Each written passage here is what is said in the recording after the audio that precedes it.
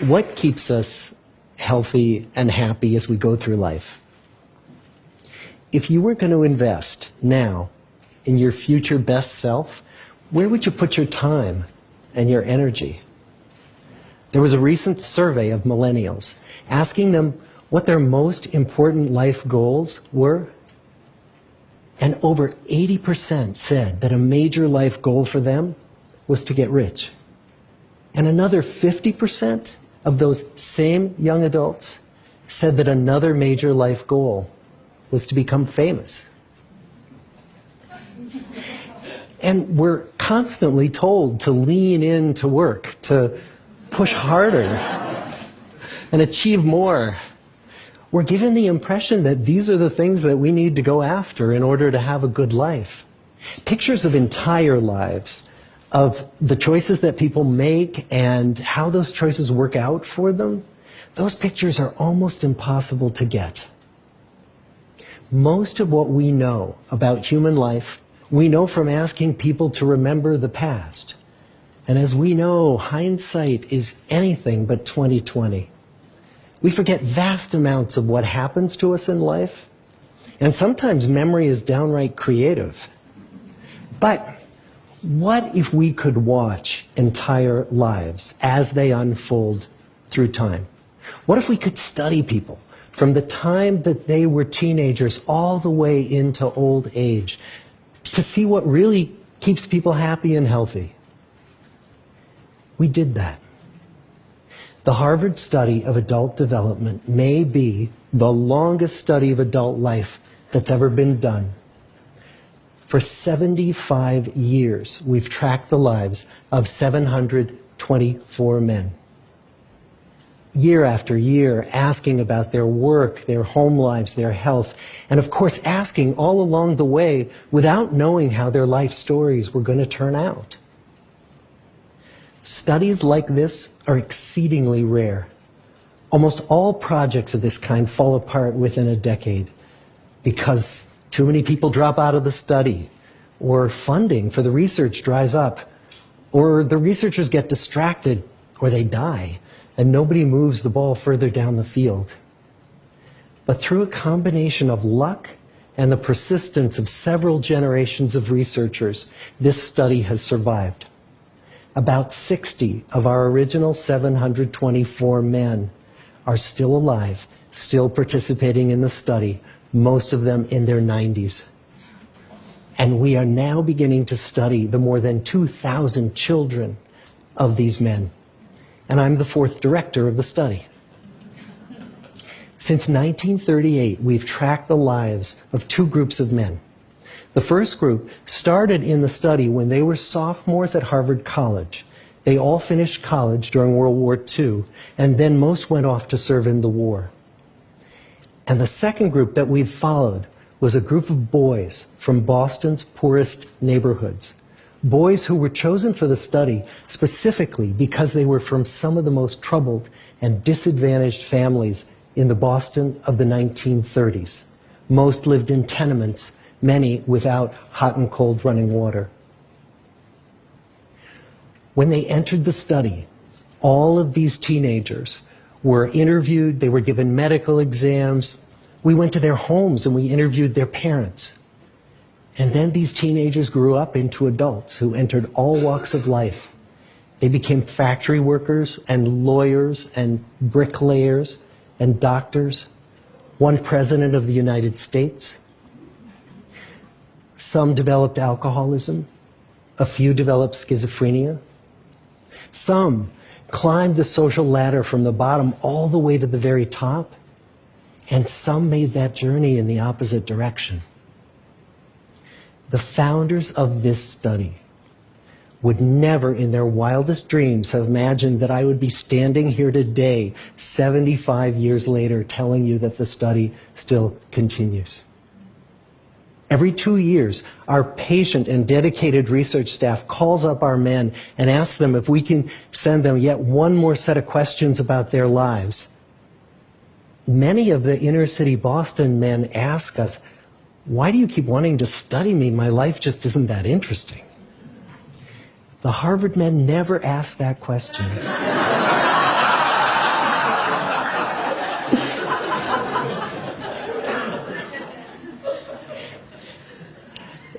To get the clearest picture of these lives, we don't just send them questionnaires. We interview them in their living rooms. We get their medical records from their doctors. We draw their blood. We scan their brains. We talk to their children. We videotape them talking with their wives about their deepest concerns. And when, about a decade ago, we finally asked the wives if they would join us as members of the study, many of the women said, you know, it's about time. So what have we learned? What are the lessons that come from the tens of thousands of pages of information that we've generated on these lives? Well, the lessons aren't about wealth or fame or working harder and harder. The clearest message that we get from this 75-year study is this: good relationships keep us happier and healthier. Period. We've learned 3 big lessons about relationships. The first is that social connections are really good for us and that loneliness kills. It turns out that people who are more socially connected to family, to friends, to community are happier, they're physically healthier, and they live longer than people who are less well connected. And the experience of loneliness turns out to be toxic. People who are more isolated than they want to be from others find that they are less happy, their health declines earlier in midlife, their brain functioning declines sooner, and they live shorter lives than people who are not lonely. And the sad fact is that at any given time, more than 1 in 5 Americans will report that they're lonely. And we know that you can be lonely in a crowd and you can be lonely in a marriage. So the second big lesson that we learned is that it's not just the number of friends you have, and it's not whether or not you're in a committed relationship, but it's the quality of your close relationships that matters. It turns out that living in the midst of conflict is really bad for our health. High conflict marriages, for example, without much affection, turn out to be very bad for our health, perhaps worse than getting divorced. And living in the midst of good, warm relationships is protective. Once we had followed our men all the way into their 80s, we wanted to look back at them at midlife and to see if we could predict who was going to grow into a happy, healthy octogenarian and who wasn't. And when we gathered together everything we knew about them at age 50, it wasn't their middle-aged cholesterol levels that predicted how they were going to grow old. It was how satisfied they were in their relationships. The people who were the most satisfied in their relationships at age 50 were the healthiest at age 80. And good, close relationships seem to buffer us from some of the slings and arrows of getting old.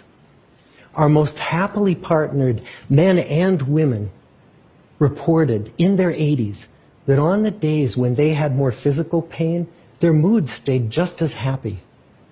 But the people who were in unhappy relationships, on the days when they reported more physical pain, it was magnified by more emotional pain. And the third big lesson that we learn about relationships and our health is that good relationships don't just protect our bodies, they protect our brains. It turns out that being in a securely attached relationship to another person in your 80s is protective. That the people who are in relationships where they really feel they can count on the other person in times of need, those people's memories stay sharper longer. And the people in relationships where they feel they really can't count on the other one, those are the people who experience earlier memory decline. And those good relationships, they don't have to be smooth all the time. Some of our octogenarian couples could bicker with each other day in and day out. But as long as they felt that they could really count on the other when the going got tough, those arguments didn't take a toll on their memories. So, this message that good, close relationships are good for our health and well-being, this is wisdom that's as old as the hills. Why is this so hard to get and so easy to ignore? Well, we're human. What we'd really like is a quick fix, something we can get that'll make our lives good and keep them that way. Relationships are messy and they're complicated, and the hard work of tending to family and friends, that's not sexy or glamorous. It's also lifelong. It never ends. The people in our 75-year study who were the happiest in retirement were the people who had actively worked to replace workmates with new playmates. Just like the millennials in that recent survey, many of our men, when they were starting out as young adults, really believed that fame and wealth and high achievement were what they needed to go after to have a good life. But over and over these 75 years, our study has shown that the people who fared the best were the people who leaned into relationships with family, with friends, with community. So what about you? Let's say you're 25, or you're 40, or you're 60. What might leaning into relationships even look like? Well, the possibilities are practically endless. It might be something as simple as replacing screen time with people time, or livening up a stale relationship by doing something new together, long walks or date nights, or reaching out to that family member who you haven't spoken to in years, because those all too common family feuds take a terrible toll on the people who hold the grudges. I'd like to close with a quote from Mark Twain. More than a century ago, he was looking back on his life, and he wrote this: "There isn't time, so brief is life, for bickerings, apologies, heartburnings, callings to account. There is only time for loving, and but an instant, so to speak, for that." The good life is built with good relationships. Thank you.